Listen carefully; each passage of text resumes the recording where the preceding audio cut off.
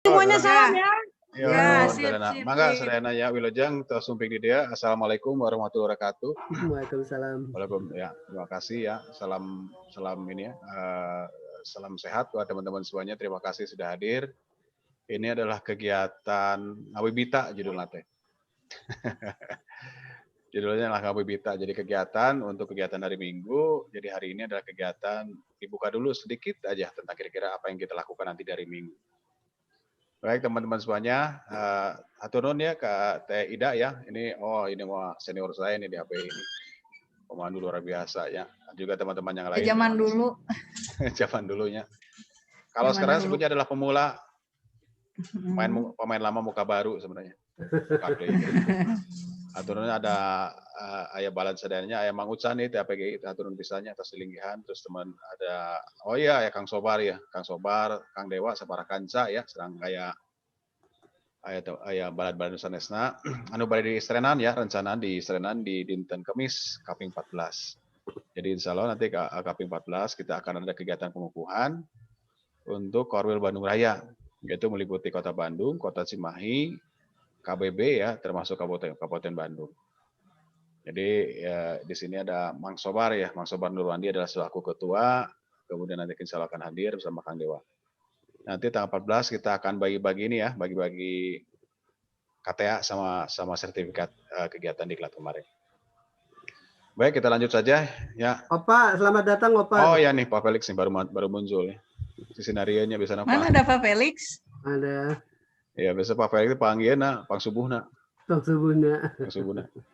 Baik, teman-teman semuanya izinkan saya memulai ya supaya bisa dipahami oleh teman-teman semuanya. Mungkin juga tidak semuanya bisa berbahasa Sunda, nanti selipi bahasa Sunda mangawainya tiasa pangitan gitunya. Ini ada dari Siloke ya, Sawalunto. Oh, ada Solunto ya. Ada dari Siloke ya. Jadi harus pakai bahasa nasional kalau gitu Doni. ya. Udah Doni ya. Udah Doni ya. Jadi harus pakai bahasanya bahasa nasional ya. Ya, jadi mohon maaf nih buat teman-teman tidak mengerti bahasa Sunda, nanti ada translate-nya di bawah saya ini nih, ada di bawah saya. Ada subtitle-nya. Opa Felix hadir? Pak? Opa? Ya oke, siap. Sambil jalan aja ya. Hadir, baik teman-teman hadir. semuanya. Oh, siap. Hadir. Siap, mantap Pak. Mana Opa Felix? Siap, kita mulai ya. Kemudian ayat itu muncul tuh Pak Felix. Anggo jilbab heula bieu mah nuju ya biasa. Bener. Mana? Oh, saya belum lihat Jilbab heula Pak Felix nah. Jabrik ya namanya. Baik, kita mulai saja teman-teman semuanya. Jadi waktu kurang lebih pukul 7:28. Jadi kurang lebih kita tidak panjang-panjang lah ya, kita pendek saja. Jadi insya Allah kegiatan ini kita mulai, nanti akan berakhir di pukul 8 ya, 8:15 lah. Pendek aja lah, karena kan cerita hari ini adalah kita akan briefing kegiatan untuk tanggal 14 atau hari Minggu. Baik teman-teman semuanya, judulnya adalah Geobike ketiga Cisanti. Ini adalah kegiatan trilogi sebenarnya. Yang berkaitan dengan Cekungan Bandung, berkaitan dengan Danau Toba Bandung, dan kemudian berkaitan dengan sejarah dan alam yang ada di sekitar Cekungan Bandung. Jadi kalau kemarin kita sudah menyaksikan bersama-sama, datang ke lokasi, melihat tempat bobolnya Danau Bandung, baik itu di segmen bagian timur dan bagian barat, dari Curug Jompong sampai Curug Cupang Rahong. Nah, kemudian hari ini kita akan jalan-jalan ke sekitar Hulu Citarum, yaitu tepatnya di Danau Cisanti. Nah, ternyata ada cerita yang menarik, jadi kita akan mengangkat, ada kisah dua pelarian, ya, dan dalam tanda kutip pemberontakan ya, lebih tepatnya, yaitu dari abad ke-17 dan kemudian abad 21. Abad ke-20-an ini. Oh, sorry, ya abad 20. Ya betul, 1961 ya. Ya. Kemudian ada kaldera, dan kemudian terakhir kita akan melihat ya, berjalan-jalan di sekitar Hulu, Sungai Peradaban, ya, sungai terpanjang ya yang ada di Jawa Barat, yaitu Sungai Citarum. Jadi seperti judul tadi, ada judulnya dua pelarian, kemudian satu kaldera dan satu hulu Sungai Peradaban. Baik Bapak Ibu, teman-teman, di mana sih lokasinya? Jadi lokasinya kalau di Jawa Barat diperlihatkan seperti ini ya. Ini adalah peta topografi tinggian tinggian daerah yang ada di Pulau Jawa. Jadi kita akan bermain di daerah Jawa Barat. Tepatnya kita akan berada di wilayah Kabupaten Bandung. Ya, lokasi ini berada di kelompok di Pegunungan Selatan Jawa, kemudian wilayahnya di Kabupaten Bandung. Begitu ya. Jadi kalau kita perhatikan ada warna merah, ada warna hijau, ada warna kuning, ada warna merah.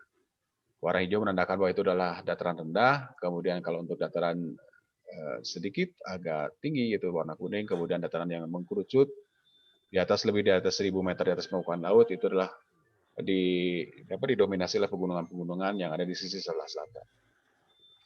Jadi artinya nanti kita akan jalan-jalan, banyak sekali gunung api yang masih bisa kita saksikan, tapi gunung apinya sudah mati semua. Dan nanti kita ketemu ada satu gunung api yang masih aktif, yaitu Gunung Wayah. Begitu ya teman-teman semuanya. Nah untuk besok, ini adalah itinerary perjalanannya. Jadi karena kondisi cuaca hari ini cukup basah ya, jadi dari laporan BMKG juga mengatakan bahwa minggu ini kelihatan akan turun hujan ya, biasanya menjelang pada sore hari. Jadi diharapkan buat teman-teman semuanya yang besok bergabung pada hari Minggu atau tanggal 14 Maret, jadi mohon untuk kesiapan dan segala macam. Di antaranya adalah mohon untuk persiapannya ini ya, mohon motor. Kita karena menggunakan motor, pastikan motornya dalam kondisi baik. Kemudian safety kendaraan, jas hujan, ponco juga harus dibawa, sepatu trekking seperti biasa, dan seterusnya. Nanti akan saya share di grup ya, jadi mohon dibaca supaya sebagai panduan untuk kegiatan, supaya belajarnya lancar dan kemudian aman dalam selama perjalanan. Nah, kemudian untuk kondisi pada saat kita jalan, tentunya nanti Kang Siko ya, sama Mang Didin ya, nanti akan melakukan kegiatan sedikit tentang safety riding selama perjalanan. Kemudian itinerary-nya seperti ini ya, teman-teman semuanya. Jadi kalau total itu kurang lebih sekitar 95 km total keseluruhan. Nanti akan dibagi menjadi 4 segmen kegiatan. Jadi pertama kita berangkat dari Ciparai, kemudian stop 1 kita akan menyaksikan sebuah tempat peninggalan sejarah situs Culanagara, yaitu di sekitar Ciparai, bagian sedikit ke selatan. Kemudian kita akan naik sedikit di antara Pasir Nini dan Bukit Cula. Dari situ kita akan melihat morfologi ya, bentang alam Cekungan Bandung, bagian timur, dan kemudian kita akan merasakan seakan-akan dulu ketika di Pati Ukur di Selang Oleh Mataram itu dia menyaksikan ya pergerakan musuh itu dari titik yang paling. Nanti kita akan mengunjungi ya, namanya adalah situs Ramogiling. Kemudian dari sini kita akan bergerak sampai ke arah selatan. Nah, kemudian kita akan berhenti satu titik yaitu di lapangan Jalan Raya Pacet. Nah, dari situ kita langsung berhadapan dengan sebuah kaldera ya, sebuah gunung api. Jadi kalau saya tunjukkan seperti ini ya, teman-teman semuanya. Jadi untuk besok, nah ini yang pertama. Nah, kemudian kita akan bergerak ke arah selatan. Kemudian kita akan berhenti di satu titik ini. Nah, di sini inilah kisah yang kedua ya. Kisah kedua itu tentang pelarian DITI atau Sekar Marijan Kartosuwiryo. Jadi hampir 16 tahun dalam pelarian, kemudian 3 tahun terakhir dia bersembunyi di antara Gunung Dogdog, Gunung Rakutak, dan Gunung Beber, satu pegunungan. Akhirnya bisa ditangkap dengan caranya bakar betis. Jadi besok kita akan menyaksikan bersama-sama bagaimana kita melihat terjalnya yang namanya gunung api ini, termasuk kelasnya kelas kaldera. Nah, kemudian nanti kita akan berakhir yaitu di Cisanti ya. Jadi kita sama-sama akan berwisata lah. Jadi informasi terakhir juga dari teman-teman yang ada di sana, ada bantuan dari pihak Komandan Baru ceritanya. Jadi ada perahu yang bisa digunakan secara gratis. Ya orang jalan-jalan lah ceritanya di Cisanti. Nah, ini adalah teasernya seperti ini ya teman-teman semuanya. Ini penampakannya seperti ini. Jadi yang pertama kita akan datang ke Culanagara, bukan Culamega ya, Culanagara. Kemudian menyaksikan Gunung Kaldera dan terakhir adalah ke Curug Cisanti. Ya, ini juga itinerary akan saya share ke teman-teman semuanya berkaitan dengan waktu dan durasi. Dan tadi saya sudah menjelaskan juga tentang ini. Begitu ya teman-teman semuanya. Baik, sedikit tentang Cekungan Bandung itu sendiri. Sedikit aja ya, saya memberikan ilustrasi. Jadi nanti sebelum kita masuk ke detail. Jadi buat teman-teman semuanya yang bukan berasal dari Kota Bandung, ya kemudian atau belum pernah datang ke Kota Bandung, tentunya sering melihat ya informasi bahwa Bandung itu adalah seperti mangkok terbalik ya. Ini saya juga melihat ada teman-teman dari Sawalunto ya, sama seperti Sawalunto yaitu bentuknya adalah basin. Basin itu seperti cekungan. Jadi kalau kita melihat, ini adalah posisi melihatnya itu dari sebelah timur ya, timur sedikit ke utara, kemudian kita melihat ke arah selatan. Nah itu adalah gunung di antara ini ya. Jadi lokasi main kita itu, nah di sini kurang lebih. Jadi untuk hari Kamis itu di sini kita startnya daerah Ciparai, kemudian sampai ke arah utara, ke arah selatan, seperti itu. Arah pandangnya seperti itu ya, teman-teman. Nah, kemudian juga saya akan memperlihatkan bahwa ini adalah Cekungan Bandung tadi. Kalau tadi tampak dengan menggunakan drone dari atas, dari ketinggian sekitar 200 meter. Kemudian ini adalah batas dari das, ya, das dan Cekungan Bandung itu sendiri. Jadi karena kita ceritanya tentang Citarum, tentunya Citarum itu dari mana saja dasnya. Jadi kalau sebut das itu adalah aliran sungai. Dan kemudian Sungai Citarum itu sendiri adalah sungai besar ya, karena kemudian sumbang oleh sungai anak-anak sungai kecil. Dan ini adalah dasnya atau darah aliran sungainya itu sendiri. Jadi saat ini pemerintah ya melalui kerja khusus ya, melalui unit khusus untuk berusaha untuk BBWS Kang Denny. ya, BWS, kemudian juga Ya. ada dari beberapa kementerian ya. Mereka mulai melihat bahwa ternyata bagian di hulunya itu sendiri juga harus diperbaiki. Jadi bukan hanya di sepanjang Sungai Citarum itu sendiri, tetapi juga di hulu bantaran sungai. Kembali ke cekungan juga, saya juga memperlihatkan teman-teman semuanya. Jadi inilah cekungan Bandung atau Danau Bandung, tetapi di segmennya sebelah timur ya, sebelah baratnya seperti ini. Jadi kalau kemarin kita pernah main ke arah sini, kemudian kita akan bergeser ke arah barat sedikit. Nah, kemudian sedikit tentang topografi Jawa Barat itu sendiri. Ya, ini adalah kelompok gunung api. Jadi nanti kenapa kita sering bertanya, kok kenapa sih banyak sekali pucuk-pucuk, kemudian ada dataran tinggi, banyak pegunungan, banyak bukit ya di daerah Jawa Barat. Nah, ternyata Jawa Barat itu sendiri juga lahir ya semenjak 20 juta tahun yang lalu. Jadi di bawah 35 juta tahun yang lalu itu Jawa Barat sebagian di Padalarang, kelurusan Padalarang sampai ke arah Pangalengan itu adalah batas pantai. Jadi dari sekitar cekungan Bandung itu belum muncul lah di permukaan laut ya, tapi masih ada di bawah rendaman laut. Nah, kemudian karena proses penunjaman, kemudian bergerak arah tektonik dari selatan menunjam ke arah utara, akhirnya muncul. Kemunculannya sekitar kurang lebih antara 10, 15 sampai bahkan 5 juta tahun yang lalu. Lahirnya kota Bandung dan cekungan.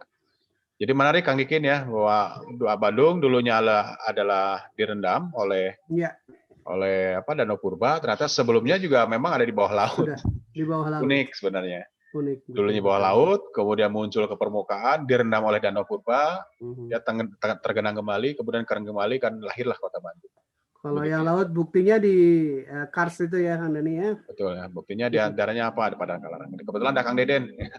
Kang Deden Saribudin ini adalah Nunggal Gegeh di Padalarang.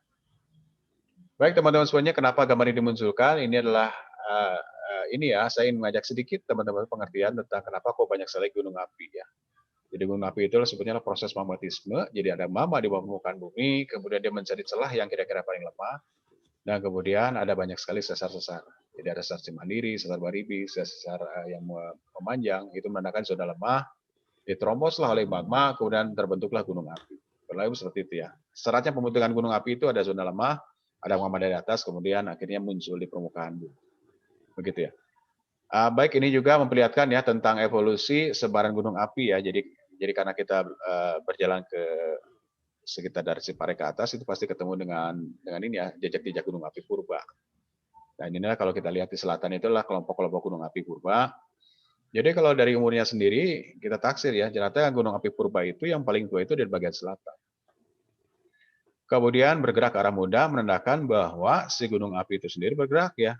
Dulunya dari selatan, kemudian tidak ada pasok disuplai oleh magma, kemudian selesai. Kemudian setelah itu dia bergerak ke arah utara. Jadi artinya bahwa gunung api yang ada di cekungan Bandung di bagian selatan itu semuanya sudah padam semua. Nah, kemudian aktivitasnya sudah bergeser ke arah utara. Di antaranya apa? Di antaranya adalah Gunung Tangkuban Parahu yang saat ini juga tetap dipantau. Begitu ya teman-teman semuanya. Baik, ini sedikit memberikan ini ya, Kang Dikin ya, memberikan latar belakang lah. Latar belakang berkaitan dengan cekungan Bandung, kemudian gunung apinya di dalam. Baik teman-teman semuanya, jadi tadi saya sedikit ya menyinggung tentang gunung apinya. Kita akan berjalan-jalan. Tadi saya menjelaskan ya. Jadi bayangkan bahwa teman-teman semuanya tadi saya sudah menjelaskan kita berada di sini ya. Di titik ini kita bisa melihat. Nah ini cekungan Bandungnya tidak terlihat ya. Nah ini adalah bagian ini ya, bagian barat. Nah kemudian berikutnya kita akan mengunjungi satu tempat namanya adalah Cula Nagara, yaitu tepatnya di lereng Gunung Bukit Cula.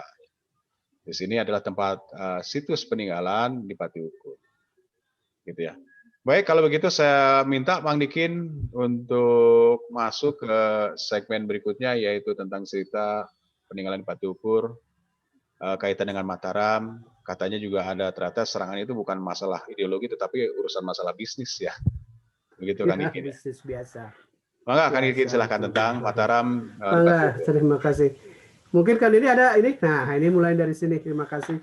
Terima kasih teman-teman semuanya. bahwa tokoh di Pati Ukur kita sudah kenal namanya, biasanya sudah hafal. Apalagi kalau yang di Bandung ya, nah ada jalan di Pati Ukur gitu. Ya, sebetulnya siapa sih dia si Pati Ukur ini? Di Pati Ukur ini hidup di masa kerajaan Mataram kuno, kerajaan Mataram, bukan kerajaan Mataram Islam. Ya. Kerajaan Mataram Islam, dia hidup di antara tahun 16-an sampai 1632. Jadi teman-teman semuanya, ini kita coba ini tolong balik dulu sebentar tadi peta tadi. Nah, jadi kita melihat peta ini, ya. Peta ini yang warnanya agak oranye gelap ini, ya, coklat gelap atau oranye gelap ini Mataram sebelum 1613. Jadi sebelum 1613, kemudian pada saat itu Sultan Agung berekspansi, akhirnya masuklah ada Madura masuk ke Mataram, lalu Periangan, lalu Cirebon ini masih belum masuk. Jadi nah, sampailah di sini ekspansinya adalah inginnya bisa masuk ke Batavia. Karena apa tadi? Alasannya hanya karena untuk perdagangan, selain ekspansi wilayah, juga untuk perdagangan. Karena Batavia VOC saat itu menguasai perdagangan di pesisir pantai Jawa. Dia sudah bekerja sama dengan Banten, bekerja sama dengan Cirebon. Ya, jadi nah ini Sultan Agung juga menginginkan ada perdagangan yang seperti itu menguntungkannya. Nah, pada saat itu ya, Sultan Agung penguasa di daerah Periangan di sini kan sudah masuk ke Mataram ya. Masuk ke Mataram itu ada namanya Rangga Gempol. Nah, Rangga Gempol ini diperintah untuk menaklukkan Sampang Madura. Ya, menaklukkan Madura. Nah, karena gagal dia dihukum dan akhirnya kekuasaan di daerah Periangan ini kosong. Diangkatlah di Pati Ukur. Diangkatlah di Pati Ukur. Nah, di Pati Ukur dengan catatan syarat dia akan diangkat menjadi adipati dengan catatan dia harus membantu Sultan menyerang Batavia. Ya, jadi diangkat di Pati Ukur itu menyerang Batavia. Nah, di Pati Ukur sendiri dia adalah singkat saja, waktunya singkat ya Kang Dene ya. Jadi oke. Jadi penyerangan Batavia yang tercatat oleh sejarah adalah tahun 1627 dan 1629. Di Pati Ukur menyerang Batavia itu pada tahun 1628. 1628. Jadi pada saat sudah ada satu perjanjian antara di Pati Ukur yang menguasai Tatar Ukur di sini di Bandung Selatan tepatnya. Lalu dia menguasai 9 ukur yang terkenal sebagai ukur Sasanga. Nah, ukur Sasanga itu kalau sekarang masuk wilayahnya Kabupaten Bandung, Kabupaten Bandung Barat, Kabupaten Subang, Kabupaten Indramayu sebagian di atas ini. Nah, itu wilayahnya Tatar Ukur. Cukup luas tuh daerah kekuasaan di Pati Ukur ini. Jadinya itu dengan catatan dia di Pati Ukur akan melalui jalur darat, melalui sini, melalui Purwakarta, dan akan sampai di Karawang dan bertemu dengan Bau Reksa yang berangkat dari Kendal, karena Bau Reksa adalah Tumenggung Kendal. Dia melalui daerah, melalui laut, dan akan bertemu di Karawang. Kemudian akan bersama-sama menyerang Batavia. Nah, hanya pada saat di Pati Ukur sampai lebih dulu di Karawang, Tumenggung Bau Reksanya masih belum sampai. Jadi, sudah menunggu 7 hari. Ada satu literatur juga mengatakan bahwa dalam masa penungguan ini logistik yang tersedia semakin sedikit. Jadi kalau semakin lama menunggu, logistiknya juga akan semakin sedikit dan akhirnya moral prajuritnya juga akan semakin turun. Sehingga di Pati Ukur saat itu memutuskan untuk menyerang Batavia lebih dulu tanpa menunggu Tumenggung Bau Rekso datang. Jadinya menyeranglah di Selatan. Nah, pada penyerangan pertama memang VOC-nya cukup kewalahan, tetapi pada berikutnya VOC justru bisa berbalik. menyerang, berbalik, mendapatkan kemenangan, sehingga Dipati Ukur harus mundur di wilayah Karawang itu dan dikejar oleh VOC. Ya, kemudian Tumenggung Baurekso sementara Dipati Ukur melarikan pasukannya mundur sampai ke Pongporang. Ya, kemudian Baurekso baru datang. Nah, di sini ada satu kesalahpahaman akhirnya di sini bahwa dinyatakan menurut Tumenggung Baurekso Dipati Ukur menyalahi perjanjian sehingga dikatakan bahwa Dipati Ukur melanggar perintah Sultan Agung. Nah, ditemuilah si Tumenggung Baurekso ini menemui Dipati Ukur, bertemu di daerah Pongporang, lalu diajak untuk kembali ke Mataram. Tapi Dipati Ukur menolak. Kemudian terjadi pertempuran sehingga si Dipati Ukur ini kalah dan beralih ke bukit sini di Pongporang ke Culanegara. Ya, dari Culanegara lalu ke Culanegara ini, sorry, dari Karawang tadi, ya diajak oleh Tumenggung Baurekso dan tidak suka dan tidak mau kembali ke Mataram. Akhirnya kembali ke Pongporang dan 4 umbul apa ya bahasa Indonesia sekarang, mungkin batalion kali ya, pasukan itu dia menolak menolak idenya dari Dipati Ukur untuk melawan Mataram. Nah, sehingga si yang 4 umbul ini dia datang ke Mataram bersama-sama dengan Tumenggung Baurekso. Dan atas bantuan dari 4 umbul ini, dia sebagai penunjuk jalan, dia sampai ke Gunung Pongporang.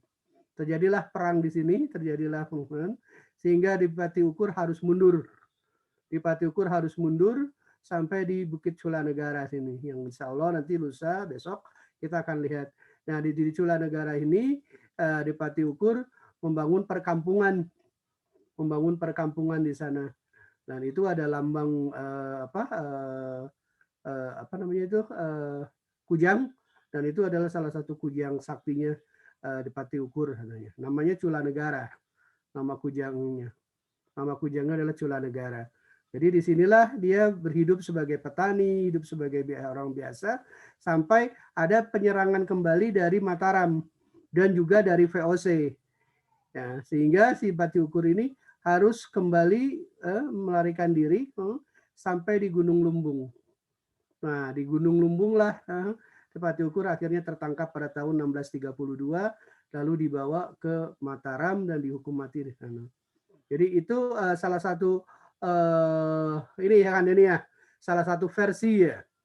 Nah, salah satu versi. Sebenarnya kalau kita lihat bahwa di Dipati Ukur ini versinya banyak sekali, ada 8 versi.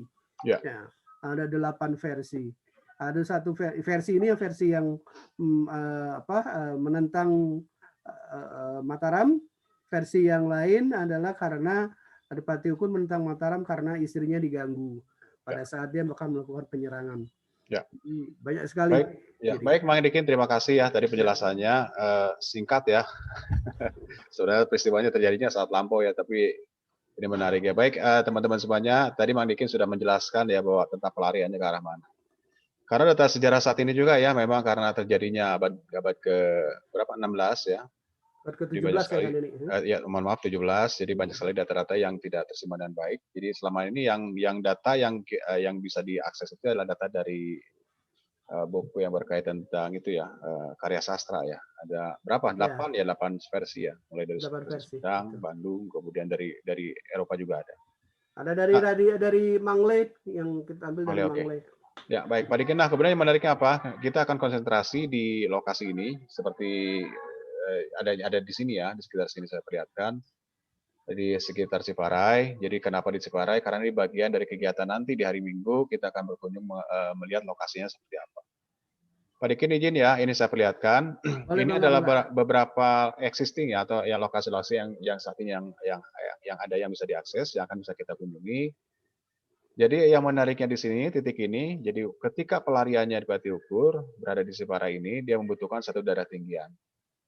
Nah, kemudian kalau kondisi saat ini memang sudah digunakan oleh warga sebagai tempat kuburan keluarga ya. Jadi ada juga tempat-tempat kuburan yang kuburan umum lah seperti itu.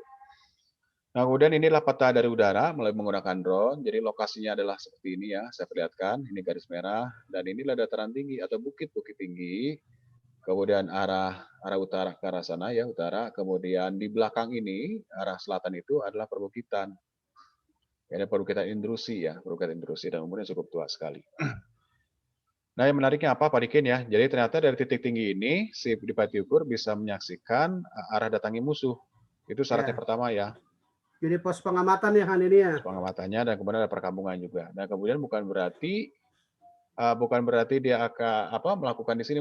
Bisa jadi bahwa ini adalah sisa dari tempat patilasan dan termasuk lokasi pos pengamatan ya. Ya. Sedangkan ada beberapa lokasi lagi, akan saya tunjukkan di sini, ada beberapa lokasi lagi kalau kita perlihatkan. Nah, ini adalah bagian selatan. Jadi kalau tadi saya perlihatkan lokasinya Gunung Letik ya, yang tadi perlihatkan dengan menggunakan drone itu ada di arah sini, ya di sekitar sini. Nah, kemudian ini adalah lokasi Bukit Cula itu sendiri, jadi bisa diakses ke lokasi paling tinggi ini. Jadi ada 3 titik ya, ada 3 titik pengamatan, dan kalau kita perhatikan, titik pengamatan ini sebagai titik ini ya, titik pengamatan untuk kebutuhan melihat pergerakan musuh. Jadi mengatakan bahwa ini bukit ini memang paling baik ya untuk pertahanan secara militer, apalagi dalam kondisi pelarian. Yang dibayangkan saat ini kan banyak sekali Pak Dikin ya, banyak perumahan dan segala macam. Iya, kalau sekarang lihatnya. Ya. Baik teman-teman semuanya, jadi dari sisi geologinya kita bisa melihat bahwa ini bentukan-bentukan alam seperti ini digunakan untuk kebutuhan keamanan tentunya. Sebagai apa? Sebagai titik pengamatan, kemudian juga titik pelarian tentunya. Nah, kemudian untuk besok itu sendiri, dari titik ini kita akan menggunakan roda 2 ya. Makanya kenapa menggunakan motor, karena mudah diakses. Ada satu lokasi yang akan saya ajak nanti teman-teman semuanya, yaitu di saddle ini, di antara lembah antara gunung ini dan Bukit Cula. Jadi saya memperlihatkan juga melalui informasi dari warga setempat juga bahwa di sini ada satu titik yang paling baik untuk melihat dan cekungan Bandung ya dari tinggian antara Pasir ini dan Bukit Cula. Dari titik ini kita bisa membayangkan dulu ya pasukannya Batu Ukur ya. Jadi bayangkan ya kalau ketika lari itu bukan berarti 2-3 orang tapi satu kampung sampai ribuan orang ya. Keluarganya dibawa, anaknya dibawa ya. Bahkan harus membuat perkampungan. Jadi bisa jadi pada saat itu prajuritnya Batu Ukur ketika datang Mataram, jadi ini titik terbaik untuk pertahanan dan termasuk pengamatan musuh. Jadi besok kita akan bawa ke sini, ya bukan saja untuk melihat bagaimana Batu Ukur melihat ya pertahanan secara alami, tetapi juga melihat ya bagaimana cekungan Bandung itu dibentuk ya. Jadi di sini paling baik untuk melihat cekungan Bandung di segmen sebelah timur. Begitu ya teman-teman semuanya. Baik, ini juga menarik Pak Dikin ya. Kembali ke perjalanan kita, jadi seakan ini adalah virtual ya Pak Dikin ya. Tadi poin berikutnya ya. Tadi Pak Dikin sudah bercerita di sini ya teman-teman semuanya, yaitu di daerah sekitar Sula Negara ya, di Bukit Letik atau Gunung Letik. Kemudian Bukit Cula itu daerah ini. Jadi menurut keterangan ya dari hasil dari penelitian Pak Bronto yang melalui pengukuran batuan yang ada di sekitar ini adalah batuan intrusi dan cukup tua umurnya ya. Sekitar 3,2 juta tahun yang lalu. Jadi artinya bisa jadi bahwa si perbukitan ini terbentuk dulu ya dibandingkan cekungan Bandung itu sendiri. Betul. Atau misalnya gunung api yang umurnya lebih muda, gunung api Kuarte yang ada di sebelah utaranya. Jadi artinya itu sudah ada dari dulu. Jadi dianggap bahwa ini memang selain secara topografi sangat strategis ya untuk keamanan, dan termasuk juga jenis batuannya juga jenis batuan tua. Jadi artinya kita bisa melihat bahwa jenis batuan juga lama semua. Kemudian kita akan bergerak ya Pak Dikin ya, kita akan gerak ke selatan. Betul, kita akan bergerak ke arah selatan. Jadi kalau kita menggunakan roda 2 akan lebih mudah ya. Dari sini ada jalan potong, kemudian keluar sekitar jalan Pacet ini. Dari sini kita berkendara menggunakan roda 2 kurang lebih sekitar 20 menit. Kemudian ada satu titik kunjungan lagi ya Pak Dikin ya. Di sini namanya adalah sekitar Jalan Raya Pacet ya, atau tepatnya di daerah ada ini ya, titiknya itu titik tinggi, kemudian paling pas untuk bisa mengamati sebuah kaldera. Nah ini kalderanya ini. Ya, nah ini teman-teman semuanya jadi kalderanya. Jadi ini kalderanya cukup besar sekali. Kalau saya ukur, kalau panjang itu dari utara ke selatan, ini base-nya itu sendiri atau dasarnya sekitar 2,5 km dasarnya itu sendiri. Nanti kasih jelaskan sedikit kenapa ini kok menarik ya. Ada 2 hal ya Pak Dikin ya yang menarik ya. Satu dari sisi pembentukan alamnya itu sendiri, yang keduanya ternyata ini adalah lokasi yang strategis, tempat pelarian kontroversial yang kedua, ya di abad ke-20. Kalau tadi kita kembali ke abad 17, sekarang kita maju ke abad 20. Kang Dikin akan cerita nih, ada apa di sana? Baik teman-teman semuanya, kita bergerak, kita akan melihat, ya akan saya perlihatkan dulu. Nah, ini adalah posisi penampang dengan menggunakan Google. Ini arah pengamatan, arah melihat, yaitu dari timur ke arah barat ya. Jadi selatannya ke arah kanan dari layar kita. Jadi kalau secara topografis ya kita lihat ya, ini bentukan alamnya seperti ini, morfologinya ini memperlihatkan bahwa ini adalah bentukan dari sisa hasil letusan. Ya, dari sisa hasil letusan. Kemudian juga bahwa ini juga ada satu kelurusan, yaitu ada satu sesar yang memanjang. Kemudian kalau kita perhatikan ini daerah Kamojang ya, ini Ciharus. Kemudian inilah Kamojang, ini termasuk ada satu kaldera yang cukup besar juga, ya bisa jadi bahwa ini lebih tua umurnya. Kemudian setelah letusannya mengarah ke arah ini ya, ke arah Gunung Rakutang Keber dan Gunung Domdom. Jadi kalau kita melihat di sini, kita dengan tegasan seperti ini, garis sesar seperti ini menandakan bahwa ini adalah sisa dari hasil letusan besar, ya letusan besar sekali. Dan kemudian membentuk ya terjadi longsoran, nah ini longsorannya ke arah barat ya, ini menandakan bahwa hasil letusan kemudian terbentuk lagi, bisa jadi ya. Kemudian kalau teman-teman semuanya perhatikan di sini di peta topografi ada sumbat lava sedikit kecil di sini ya, tidak tampak oleh vegetasi. Tapi kalau misalnya menggunakan teknologi lidar akan tampak ya bahwa ini ada satu sebutnya adalah sumbat lava atau lava dome. Ya artinya ketika sudah meletus, aktivitas atau energinya gunung itu sendiri sudah selesai, kemudian tersumbat ya oleh si lava dome ini sendiri. Nah, baik teman-teman semuanya. Jadi buat teman-teman semuanya yang sudah membaca tentang literatur yang berkaitan tentang DITI, tentunya menarik ya. Jadi kalau kita lihat dari atas akan seperti ini. Dan lokasinya kalau kita lihat ya, ini memang sangat terjal ya. Ini adalah existing dengan menggunakan drone, akan terlihat seperti ini. Dan ini adalah tempat pelarian kontroversial ya. Jadi satu tokoh yang satu angkatan dengan Soekarno-Hatta saat itu, tetapi berbeda mazhab ya, berbeda arah pandang. Kemudian Soekarno lebih banyak diplomatis, tapi kalau dia mengangkat senjata. Nanti Kang Dikin akan menjelaskan siapakah orang ini. Saya sedikit tentang gunungnya itu sendiri, yang menarik kenapa kok bisa seperti ini.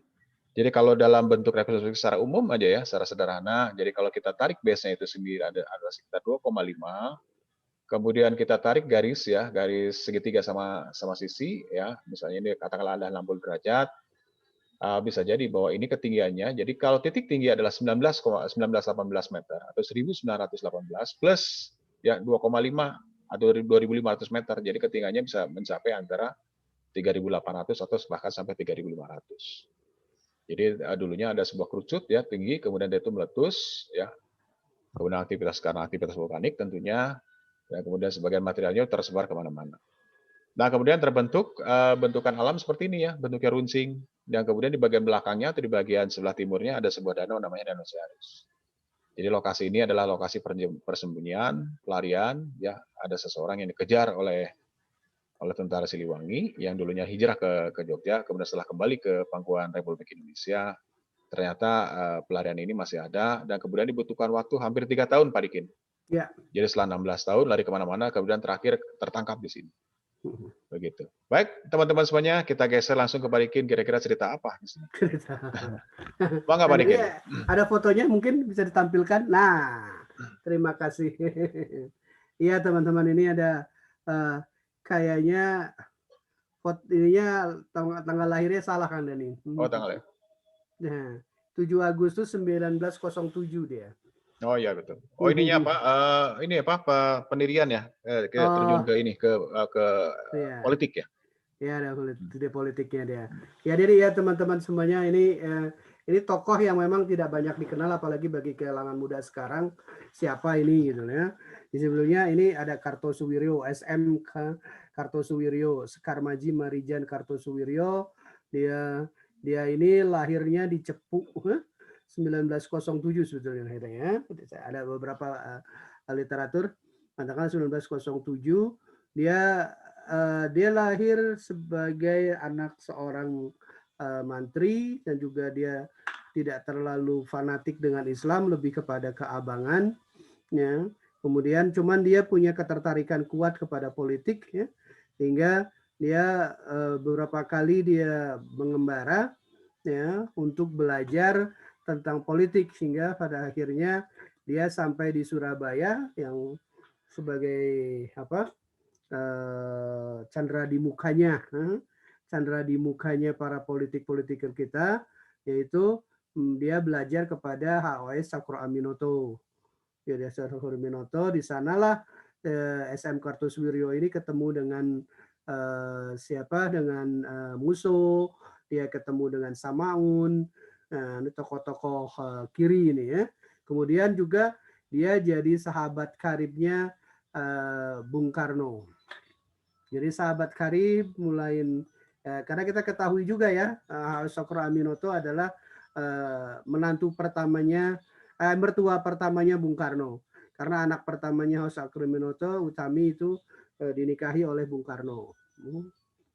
Utari itu dinikahi oleh Bung Karno. Jadi sama-sama mereka berkeinginan untuk membawa Indonesia menjadi negara yang merdeka. Semuanya sama. Berkeinginan memerdekakan negara Indonesia. Hanya pada saat perkembangannya SM Rejen Kartosuwiryo ini lebih kepada lebih ke radikalis gitu loh. Lebih ke radikalis. Ya, kekecewaan terbesar dia adalah pada saat perjanjian Renville, di mana kita atau negara kita terbagi-bagi akhirnya menjadi negara Republik Indonesia Serikat. Ini yang kekecewaan terbesar dia. Nah, akhirnya dia pada tahun 1949 itu dia mendeklarasikan negara Islam Indonesia. Nah, negara Islam Indonesia ini juga didukung oleh teman-temannya yang di Aceh ya dengan Daud Bereh, lalu di Sumatera, di Sulawesi Selatan ke Harmuzakar. Jadi NII ini negara Indonesia, negara Islam Indonesia ini saat itu dicoba didirikan oleh beberapa orang yang ada di Aceh, Daud Bereh, lalu di Jawa Barat oleh Kartosuwiryo, kemudian juga di Sulawesi Selatan oleh Kahar Muzakar. Jadi kalau kita lihat di sini ya, dia aktif di Zong Java, ini semua adalah pergerakan-pergerakan untuk kemerdekaan Indonesia.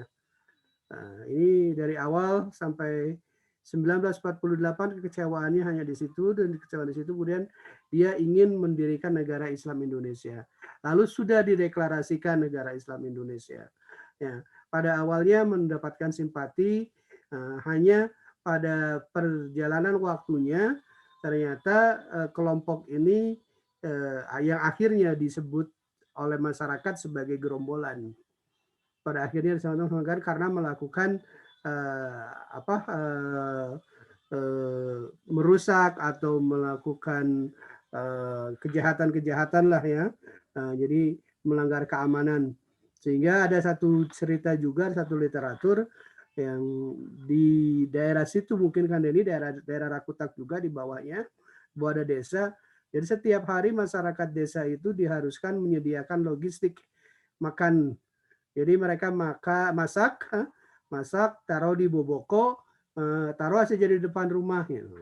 Nah nanti banyak kelompoknya ini ngambil makanannya, dikembalikan lagi bobokonya secara kosong. Kalau ada warga yang tidak memberikan nasi atau dari dalam boboko ini, itu tidak aneh kalau rumahnya nantinya dibakar. Atau ada juga yang pendidikannya atau masyarakatnya, orang-orangnya di situ ada yang dibunuh, ada yang disembelih katanya, dipencit gerombolan katanya. Jadi hal-hal ini akhirnya mengganggu keamanan sehingga pemerintah kita menugaskan satu divisi Siliwangi, pasukan Siliwangi untuk menumpas gerombolan ini. Nah, gerombolan ini untuk menumpas gerombolan ini, maka si gerombolan ini akhirnya mundur masuk di sekitar pegunungan Rakutak dan pegunungan Dogdog. Jadinya, dan 1961 itu melakukan namanya pagar betis. Jadinya wilayah ini dikelilingi oleh masyarakat. Pagar betis ini terdiri daripada tentara, saat itu disebutnya tentara atau TNI, kemudian juga masyarakat setempat. Jadi terus demikian hari per hari dilakukan pagar betis. ada sistemnya itu 3 hari sekali. 3 hari sekali berganti. Jadi 3 hari masyarakat tinggal di pegunungan ini, kemudian setelah 3 hari dia diganti dengan masyarakat yang lain, lalu terus lagi sampai sampai jalan terus mendaki sampai menyempit wilayah yang si Sekar Marijan Kartosuwiryo ini. Hingga pada suatu saat di tahun 1961 tertangkap ya Kang Denny ya. Ya. Tertangkap. Nah, ditangkap ini lalu dibawa ke Jakarta, lalu dihukum. Nah, pada saat menandatangani hukuman mati ini Bung Karno menghadapi dilema. Menghadapi dilemanya sampai pada saat dia menandatangani itu dia menangis. Ya, Bung Karno ini menangis pada saat menandatangani ya, keputusan atau belait hukuman mati kepada SM Kartosuwiryo. Satu sisi dia adalah sahabat mudanya dia waktu dia muda, sampai wafatnya juga tetap sahabat, ya. Tapi sisi yang lain bahwa Soekarno juga harus menunjukkan bahwa dia adalah seorang pemimpin.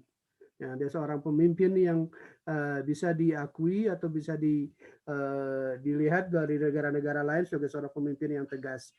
Itulah makanya saya ada satu cerita lagi bahwa satu-satunya Bung Karno yang menandatangani hukuman mati sambil menangis adalah pada saat dia menandatangani surat keputusan kematiannya SM Kartosuwiryo. Ini sangat menarik dan Kartosuwiryo ini dihukum mati di Kepulauan Seribu kalau nggak salah. Ya, Pulau Di Ubi Kepulauan Seribu, lalu dimakamkan. Nah, itu makamnya saya nggak tahu kan ini. Ya. Ya, sepertinya dirahasiakan, tepatnya di Pulau Ubi ya. Apalagi di Ubi ya, di Pulau Ubi Ubi, betul. Ya. Karena masih menarik sekali di situ. Ya, kelompok sekarang karena keturunannya juga sangat menarik sekali karena SM Kartosuwiryo ini orang Cepu, orang Jawa, tapi lalu dia menikah dengan orang Malangbong. Jadi keturunannya dia berbahasa Sunda, lalu keturunan keluarga adiknya itu berbahasa Jawa. Sampai sekarang masih ada kok mereka. Ya. Mereka sampai ada. Kira-kira itulah Kang Denny ya. Ya, baik Pak Dikin, terima kasih. Pak Dikin, ini saya tadi menggambarkan ya ke teman-teman semuanya, tadi memberikan ilustrasi ya. Jadi dalam laporan militer itu sendiri dari Siliwangi ya, melalui Kawilarang saat itu panglimanya melakukan kegiatan penangkapan. Jadi dibutuhkan lebih dari 3 tahun lebih Pak Dikin. Ya, 3 tahun dalam pelarian ya. Nah, jadi artinya dengan 3 tahun ya Kang Denny ya. Lebih ya. Nah, kemudian tadinya ada gerilya. Jadi artinya saat itu Siliwangi juga kesulitan Pak Dikin ya, bagaimana caranya menangkap seorang tokoh yang benar-benar dikagumi oleh masyarakat ya. Oleh masyarakat, kadang-kadang juga ditolong. Jadi artinya ada sebuah informasi. Jadi ketika Siliwangi sudah mulai turun ke lapangan ya dalam rangka menangkap gerilyawan ini, gerombolan ya saat itu disebutnya adalah DITI. Kadang-kala masyarakat mengatakan ini ya, menutupi jejaknya kemana-mana. Ya.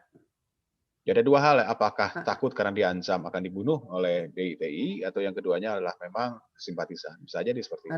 Karena SM Kartosuwiryo ini dianggap sebagai imam besar. Ya. Imam besar saat itu. Ya, baik, makasih Pak Dikin. Tadi menyambung juga dari Pak Dikin ya. Jadi kalau kita melihat ya, kalau secara topografis ini sangat terjal sekali ya. Ketinggiannya ada sekitar 19-18 meter di atas permukaan laut. Dan kemudian juga terjal. Dan kemudian kalau kita melihat ya dari pelarian itu sendiri Pak Dikin ya, ternyata kelompok Sekar Marijan Kartosuwiryo itu artinya dia berusaha untuk bisa bertahan hidup. Nah kemudian bagaimana manusia bisa bertahan hidup dalam kondisi seperti ini? Ya artinya kalau misalnya kita gariskan seperti ini, artinya ini adalah garis sudah dibakar betis ya, diisolasi oleh masyarakat. Ya. Ya, dia tidak usah kemana-mana. Kemudian kalau kita melihat di sini adalah gunungnya gunung api dan kemudian juga menyimpan banyak sekali ya, ada aliran sungai kecil. Kemudian itu dimanfaatkan oleh normal itu untuk bisa bertahan. Kalau kita lihat foto terakhirnya pada saat ditangkap juga itu SM Kartosuwiryo sudah sangat kurus sekali. Sangat kurus, sangat tua dan selalu lelah gitu ceritanya. Sudah cukup lelah. Ya. Baik, makasih Pak Dikin. Jadi ini juga memperlihatkan bahwa ini adalah 2 lokasi tempat pelarian yang paling pas. Kemudian paling menarik apa dikaitan dengan geologinya itu sendiri. Jadi bahwa memang di Jawa Barat ya terutama di daerah bagian selatan itu banyak sekali ya perbukitan dan gunung-gunung yang sifatnya paling ideal ya untuk menyembunyikan diri ya ceritanya seperti itu. Jadi kalau kita melihat bentuk seperti ini menandakan bahwa inilah sisa dari gunung api ya. Dan ini saya memperlihatkan sebuah diagram ya diagram dari proses evolusi gunung api itu sendiri. Jadi ini juga terjadi dengan gunung ini ya, dengan gunung Rakutak ya. Banyak juga yang merujuk bahwa gunung Rakutak itu adalah bagian dari gunung Dogdog dan termasuk dari gunung Beber. Jadi inilah evolusi dari gunung api itu sendiri ketika dia tumbuh, meletus, kemudian setelah itu hancur, dan kemudian terbentuklah ya ukuran kaldera seperti ini. Jadi yang disebut kaldera itu lebih dari panjangnya sekitar 2 kilometer. Nah kemudian kalau lebih dari 2 kilometer adalah kaldera.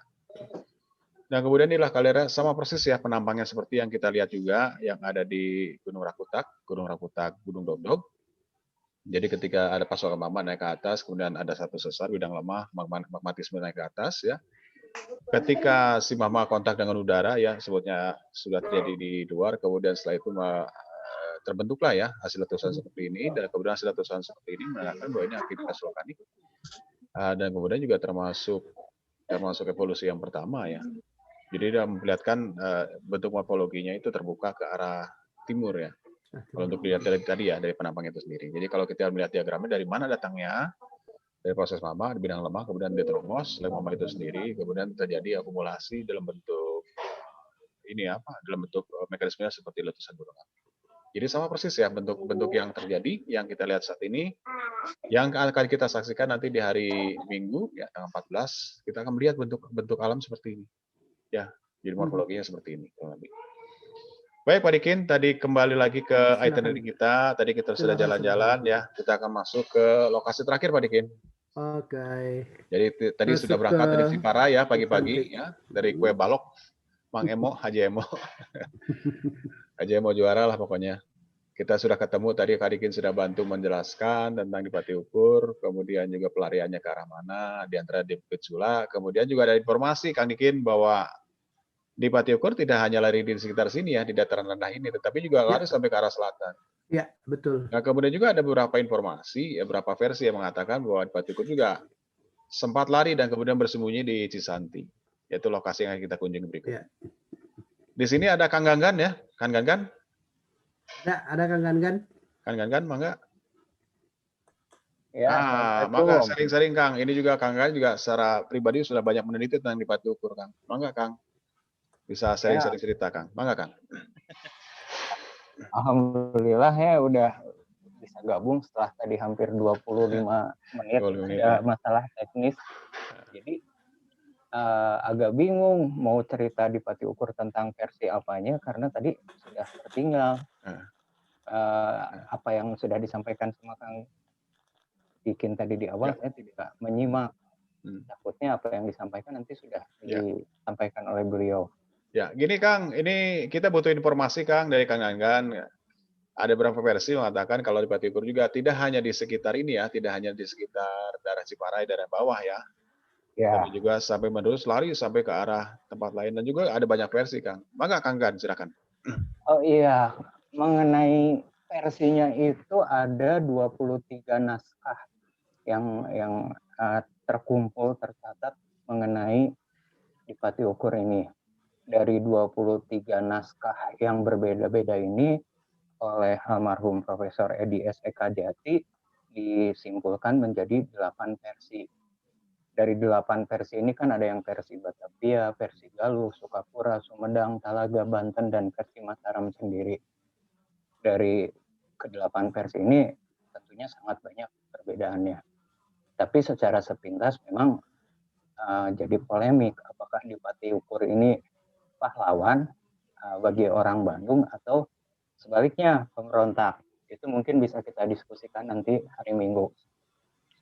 Nah, di sini ada gambar dari Kang Denny tentang titik lokasi pelarian di Pati Ukur. Jadi yang pertama itu setelah peristiwa perang larinya ke Gunung Pangporang atau Pongporang. Bukan Pangparang ya, karena Pangparang di sebelahnya.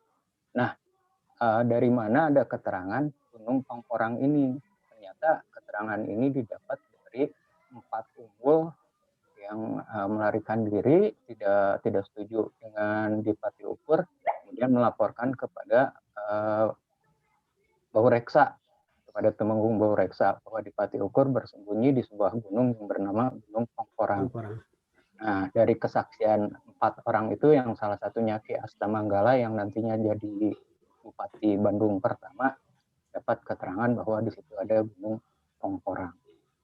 Menarik sekali kenapa bersembunyi di Gunung Pongporang, karena Pongporang itu sejenis tumbuhan yang bisa dengan cepat memulihkan kondisi badan. Jadi di Pati Ukur sembunyi di situ selain mengatur strategi juga memulihkan kondisi dengan mengkonsumsi kemungkinan itu tumbuhan Pongporang, atau dalam bahasa Mataram disebutnya tumbuhan kilanang jagat. Itu. Terus selanjutnya di Pati Ukur ini berkeliling kemana sampai seperti yang di lokasi ini saja. Di tempat itu banyak makom. Ya, seperti sudah diterangkan ya oleh Pak Sadikin, Pak Dikin tadi ya. Ya sedikit Kang, Mangga. Ya. Mangga. Oke lah, simpelnya nanti aja mungkin di lokasi ya. Coba saya menarik secara sejarah bahwa Sekar Majika Kartosoewirjo itu dulunya bersahabat dengan Pak Karno. Nah, demikian juga dengan di Pati Ukur. Disepakati bahwa yang berhasil benar-benar menangkap di Pati Ukur dalam berbagai versi itu adalah bukan Reksa, tapi Bagus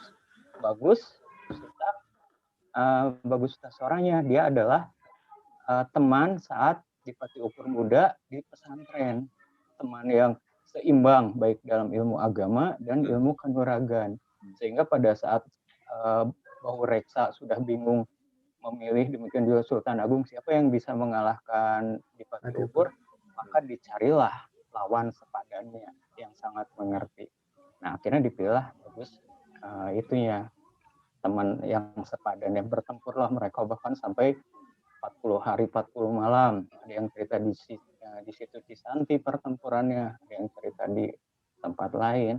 Kita bisa bahas nantilah hari Minggu lah. Ya. Jadi ada sama-sama nih garis merahnya dua sahabat bertemu kembali dalam situasi yang harus kontra. Itu saja mungkin ya Kang Denny ya. Ya, atur nuhun pisan Kang Gangan. Ketemu hari Minggu lah. Atur nuhun Kang Gangan. Jangan semuanya Kang, biar kita penasaran aja nanti buat Minggu nanti gabung ya. Itu juga ada Kang Rizky ya, Rizky Wiryawan. Oh ya, nih Kang Rizky juga muncul ya. Oke, udah lama saya nggak ketemu tuh. Ya. Halo Kang. Halo apa kabar? Nuhun Kang, sudah hadir ya. Siap. Ikut nyimak. Ya, Kang Rizky nuhun ya. Sumber ilmu ada di Kang Rizky semua ya. Baik. Wah, enggak. Ini banyak informasi baru. Siap, Om. Makasih. Iya, baik teman-teman semuanya, jadi tadi terima kasih Kang Gangan ya. Ini juga teaser lah ceritanya ya. Jadi buat penasaran buat teman-teman semuanya. Jadi bukan hanya di ini ya, bukan hanya di Cipara yang menyimpan misteri ya. Kemudian kita akan geser ya, Kang Dikin ya, kita geser ya, Kang Gangan ya. Dari Kang Gangan sudah menambahkan ya, ternyata di sini ada Pati Ukur. Saya juga baru tahu ternyata teman-teman baiknya juga yang melaporkan. Yang iya. Biasa seperti itu. Menarik ya, sama seperti yang terjadi dengan Kartosoewirjo juga. Baik teman-teman semuanya, tadi kita sudah ada di sini ya, tadi sudah penjelasan tentang kaldera Kotak ini. Kemudian berikutnya kita akan langsung melaju ke selatan sedikit ya. Dari sini kita akan menggunakan roda 2 seperti biasa, jadi pastikan teman-teman semua menggunakan roda 2 ya. Roda itu biasa kelasnya bebek atau matic, tidak masalah. Dari titik ini kita bergerak, ini kurang lebih sekitar 20 menit, kemudian kita akan berhenti satu titik, yaitu tempat Hulu Citarum. Yang menarik juga ya, di daerah Cisanti. Dan kemudian di sini ada beberapa gunung api yang dulunya aktif dan sekarang sudah tidak aktif lagi. Ada Gunung Wayang, kemudian ada Gunung Malabar ya ini. Puncak Mega dan segala macam di sini juga lengkap semua. Jadi artinya ini kita lihat bahwa ini adalah jajaran gunung api yang ada di bagian selatan dan saat ini sudah padam. Gitu ya teman-teman semuanya. Baik teman-teman semuanya, kita akan bergeser masuk ke satu tempat namanya adalah Hulu Sungai Cisanti. Jadi kalau kita penampakannya, nah ini adalah penampakan seperti ini dengan menggunakan drone, kita bisa menyaksikan ya dengan jelas ya. Jadi saat ini alhamdulillah ya kondisinya sudah bersih dan pernah ya, sudah dibereskan ya oleh Satuan Tugas ya, Satuan Tugas Tentara saat ini sudah begitu baik dan kemudian juga menarik ya untuk dikunjungi. Seperti ini. Nah, ini adalah kilometer 0 untuk Sungai Citarum. Jadi bisa dianggap bahwa ini adalah 7 mata air yang kemudian menyumbang menjadi sebuah danau namanya Danau Cisanti. Dan ini juga kalau kita lihat banyak sekali ya peradaban-peradaban yang muncul di sepanjang aliran Sungai Citarum dan kemudian kita melihat bahwa titik awalnya ada di sini semua.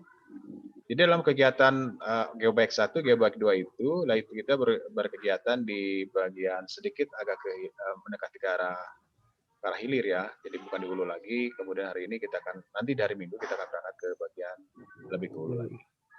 Nah, kemudian Bapak Ibu, teman-teman semuanya, dan ini adalah garis warna merah itu menandakan adalah darah aliran sungai Citarum. Jadi Citarum itu sendiri ya datangnya dari sini ya.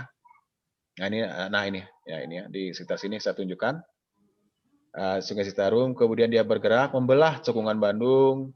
Nah, yang menariknya kemarin di perjalanan yang ke-1 kedua saya sudah menunjukkan ke teman-teman semuanya. Dulu itu Sungai Citarum dia naik ke atas kemudian bertemu dengan Saguling. Ini adalah jalur lama dan kemudian ini menjadi sungainya sebenarnya Sungai Cimetang. Jadi kalau teman-teman semuanya berangkat dari Bandung ke Jakarta menggunakan kereta api, ketemu dengan lembah sangat dalam, kemudian ada satu titik ada namanya Sasak Saat, ada Sungai Cimetang. Ini adalah dulu aliran Sungai Citarum itu mengarah sedikit ke arah utara.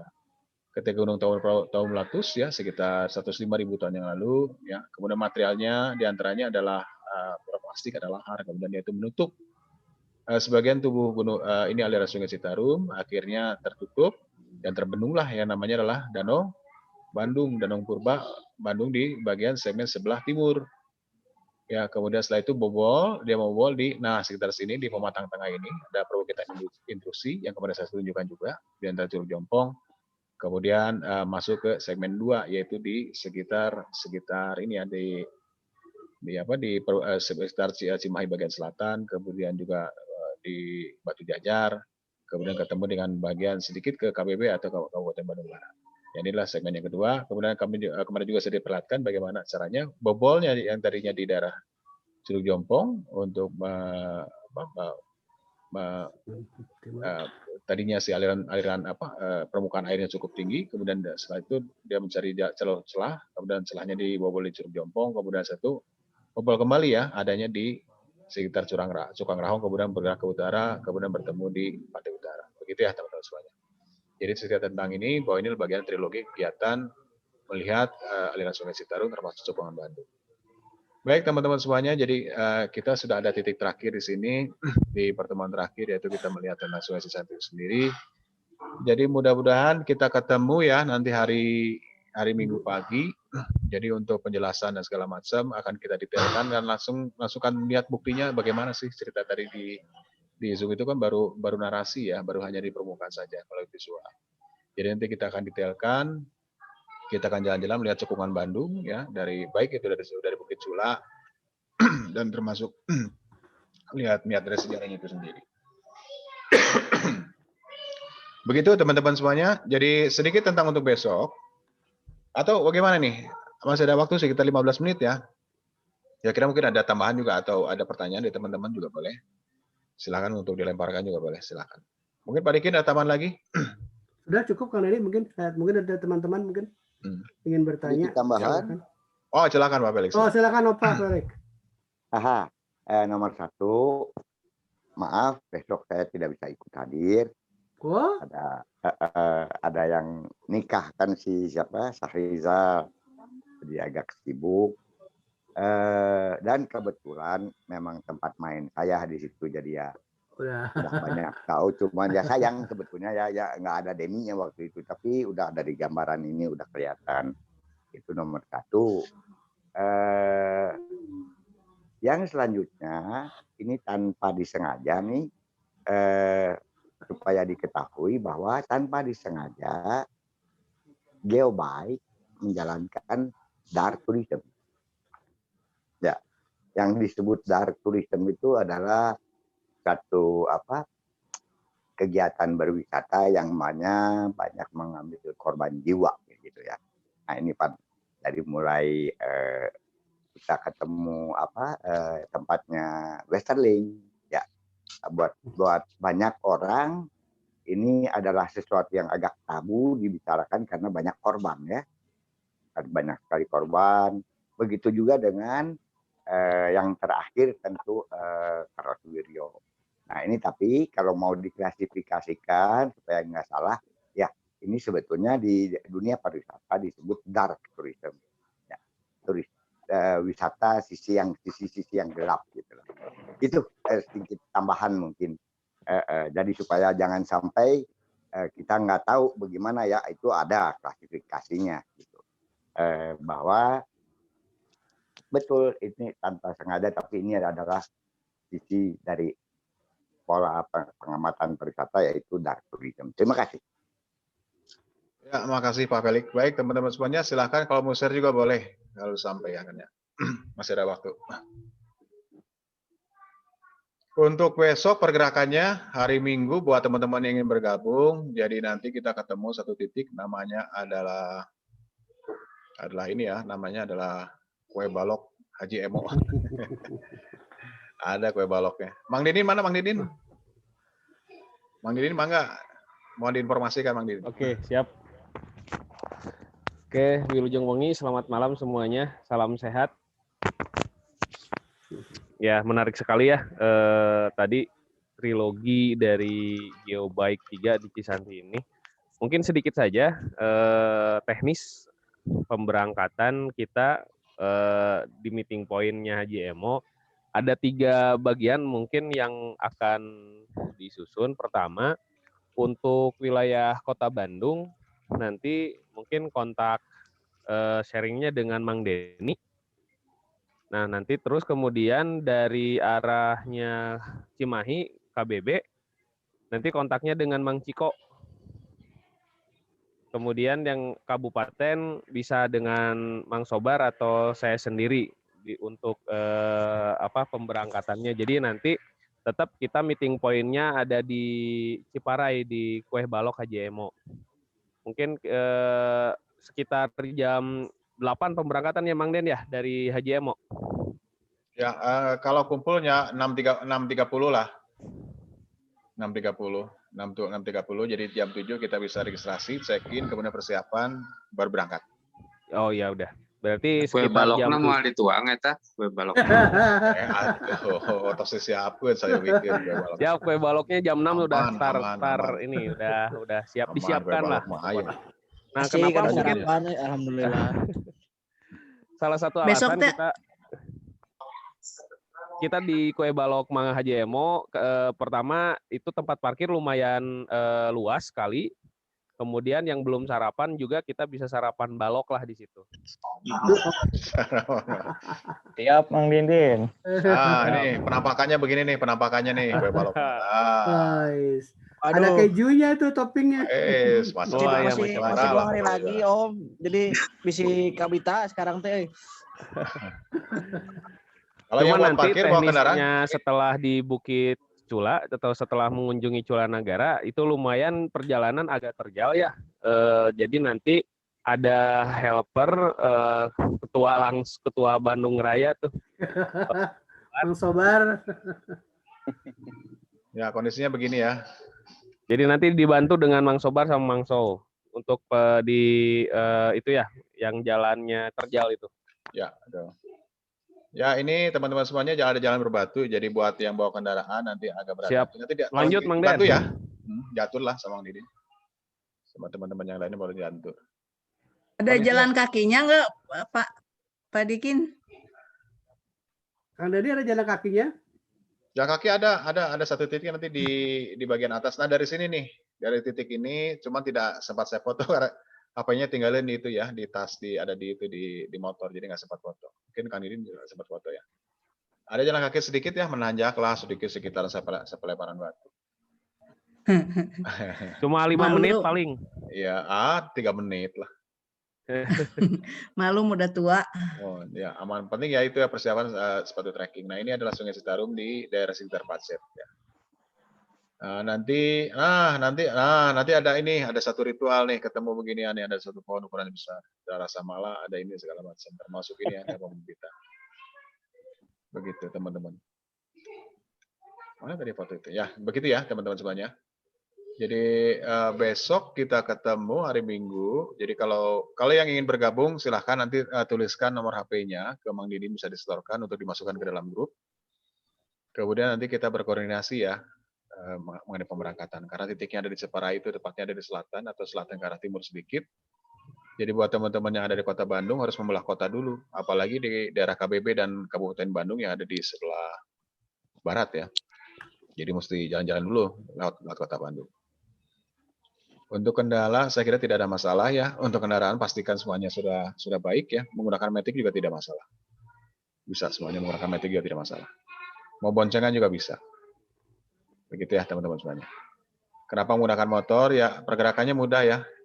Jadi langsung bisa nyingcet lah.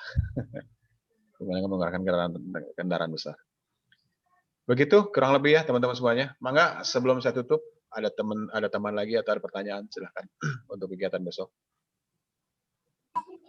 Kalau ingin ikut Kang, tapi nggak ada kendaraannya gimana? Nah paling boncenger ya, jadi boncenger ya. Gini aja, saya Putri nanti itu aja dulu daftar dulu nanti akan didata kira-kira buat teman-teman yang tidak punya. Misalnya nggak bawa kendaraan. Nah, nanti mangga. Yang siap Kang. Gitu ya. Kalau yang bawa mobil boleh, nanti mobilnya parkir di HJMO ini cukup luas ya parkirannya. Aman ya Kang kalau bawa mobil Kang parkirnya? Bisa parkir di sini lah. Kalau pakai mobil juga bisa, nanti meeting point-nya paling ketemunya di beberapa titik, saya kasih titik nantinya. Tapi kalau misalnya teman bawa kendaraan roda 2 akan lebih baik. Nah, titik ini ya, nah ini titik pertemuannya ini luas ya. Jadi kalau misalnya bawa mobil bisa diparkir di sini. Tuh sampai kia dah. Nah, ini kue baloknya nih. Mohon diingat-ingat ya gambarnya ini ya. Ini titik pertemuan kita nanti hari Minggu. Ya, 15. Begitu Kang mau tanya. Iya Pak. Kalau ini kalau jadi itu teh kumpulnya maksimal 6:30 atau gimana? Gimana? Untuk kumpulnya itu maksimal 6:30 atau gimana? Ya 6:30 lah, 6:30 udah persiapan lah, jam 6:30 kan itu dulu nggak balok pula kan, 6:30 setengah jam kan, santai dulu, jam 7 berangkat. Siap. Kalau dibilangin jam 7 nanti berangkatnya jam 9. Kalau dibilangin jam 9 datangnya jam 11 siang. Ya pagi-pagi lah lebih baik lah, soalnya kan tidak macet ya, apalagi Minggu ya, buat teman-teman yang datang dari sebelah barat kan susah ya. Kalau lebih pagi kan lebih santai lah, gitu maksudnya. Lebih lowong itu jalannya. Maka pertanyaan berikutnya. Mang Den. Ya, Mang Im. Mang Den, punten. Ini pulangnya balik lagi ke Ciparai, nggak ke Pangalengan ya? Enggak, Mang Din lah, kayaknya panjang ting ke Pangalengan. Ya, soalnya jalan jelek ya dari Santosa ke Pangalengannya. Ya itu korbannya Mang Suga tuh. Mang Suga tuh. Mang Agus Suga tuh kemarin juga lewat kawah. Ya, jalannya jelek. Enggak lah, balik lagi lah Mang Din kayaknya. Mang Im, balik lagi. Karena kondisi juga cuaca ya kurang bagus ya. Gitu ya teman-teman semuanya, nanti tolong berkoordinasi. Bagi yang tidak mau memiliki kendaraan roda 2, mau nebeng juga boleh. Tapi tolong dikoordinasikan dulu. Jadi supaya nanti Mang Din bisa atur. Gitu ya. Jadi kita berangkat, meeting point tadi di Ciparai, pukul 6.30. Kemudian kita sarapan dulu lah, balok dulu. Lalu baru dari itu kita berangkat bareng-bareng. Mangga, yang lainnya silahkan. Sebelum kita tutup. Coba Mang Didin sudah ngasih nomor ya, silahkan japri ke Mang Didin ya. 081321391907. Ya. Ya. Silahkan dicatat boleh ya. Bisa dulu ada di kolom chat ya, silahkan. Nah, kemudian untuk teman-teman di PGWI, untuk tanggal 14 nanti, setelah kita selesai kegiatan, langsung rencana ada 2 kegiatan ya. Satu pengukuhan Korwil Bandung Raya. Ini ada Mang Sowar nih selaku Ketua Korwil Bandung Raya. Ada Mang Dewa ya selaku Sekretaris. Mang Ciko selaku Dewan Pembina. Monik ada Monik? Ada. Terus Mang Odik ada Mang Odik ya? Ada. Oke, Mang Odik selaku Wakil Ketua. Jadi Mang Odik mungkin bisa bergabung Bang? Mudah-mudahan ya. Siap Bang, insya Allah Kang.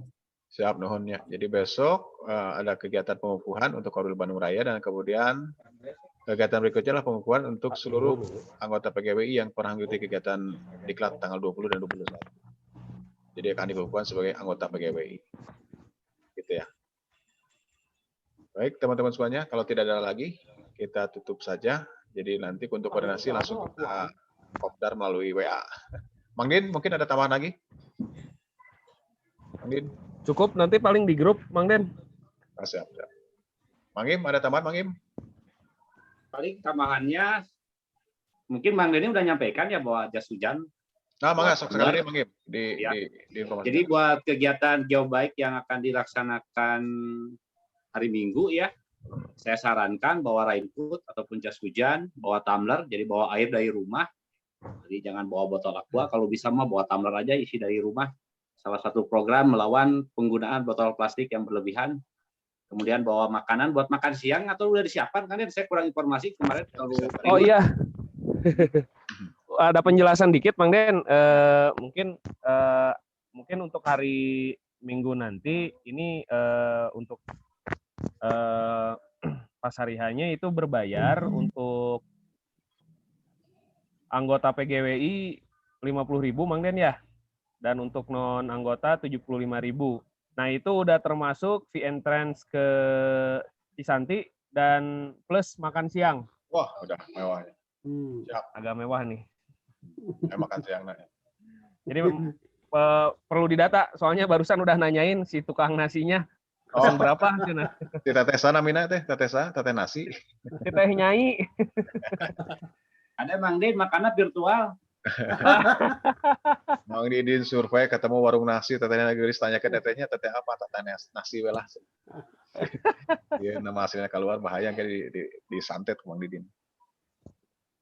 Nah, yang lainnya silakan ada pertanyaan boleh kita lempar lagi. Nah, kemudian juga kegiatan geobaik tidak berhenti di sini ya teman-teman semuanya. Jadi insya Allah nanti kita jalan-jalan ke tempat lain. Jadi ada satu lokasi menarik juga nanti saya sarankan buat teman-teman bisa bergabung. Yaitu nanti kita akan kita main ke utara ya. Tepatnya ke Kaldera Cepunegara Cibitung. Seru lah pokoknya. Maka yang lainnya sebelum kita tutup ada tambahan lagi yang disampaikan juga boleh. Pengukuhan itu diadakannya di mana? Oh, di Cisanti, Pak. Jadi nanti pengukuhan akan berlangsung pukul 13.00, tepatnya di Cisanti. Jadi setelah kegiatan selesai, langsung ada kegiatan pengukuhan. Ya, seremonial sedikit lah. Nanti Bang Sobar pidatonya. Bang Sobar pidatonya. Siap-siap Bang Sobar. Bikin teks pidato. Ya, siap. Oke lah. Oh, ini bukan hanya menyiapkan teks, udah menyiapkan seragam mereka. Alhamdulillah. Mungkin. Siap. Siap, kalau begitu saya ucapkan terima kasih ya teman-teman. Wah, ternyata ada dari Jogja ada Mang Irman nih. Jadi ACC kemarin ya Mang Irman ya. Mang Deden hatur nuhun ya. Teti terima kasih. Oh ini Mas Arya nih, nanti ketemu lagi ya. Sebentar lagi kita zoom bareng lagi, kita jalan-jalan ke Jawa Timur. Baik teman-teman yang lainnya, saya ucapkan terima kasih. Kalau begitu ya, kita ketemu lagi. Mudah-mudahan nanti di awal bulan ya, dalam kegiatan virtual tour yang sama, kemudian kegiatan geobaik juga mungkin akan berbeda lokasinya. Begitu ya, Pak Sudikit, ada penutup? Enggak, udah cukup kan? Cukup semuanya. Baik, kalau begitu teman-teman semuanya, kalau tidak ada apa-apa lagi, izinkan saya tutup ya kegiatan hari ini. Kita sampai ketemu lagi nanti hari Minggu tanggal 14 Maret 2021. Ada dua kegiatan, satu kegiatan geobaik dan terakhir kegiatan pengukuhan. Begitu ya teman-teman semuanya, saya ucapkan terima kasih. Selamat malam, assalamualaikum warahmatullahi wabarakatuh. Waalaikumsalam. Nuhun, Pak Didin. Mudah-mudahan David bisa meluncur hari Minggu. Aduh. Alhamdulillah. Siap. Berkabar di grup. Nuhun. Ya, siap. Diantos.